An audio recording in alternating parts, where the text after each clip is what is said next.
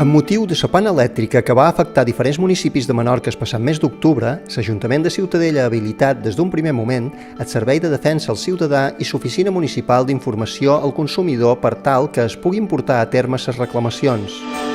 Hi ha establerts dos procediments, un per demanar la compensació en la factura per les hores en les quals no hi va haver subministrament, l'altre en concepte d'haver patit dany o com a conseqüència de la resposta negativa de les asseguradores. Si les reclamacions que es fan són en concepte de danys materials, per exemple, aliments que es van fer malbé per falta de subministrament elèctric, els ciutadans han de venir a l'Oficina Municipal d'Informació al Consumidor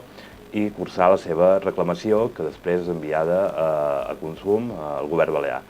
En el cas de que la reclamació sigui en concepte de les hores que no hi va haver subministrament elèctric, no fa falta que els ciutadans i les ciutadanes registrin aquesta reclamació de forma individual, ja que el Ple de l'Ajuntament, el passat mes de novembre, va aprovar iniciar les reclamacions d'ofici per a tots els punts de subministrament elèctric del municipi.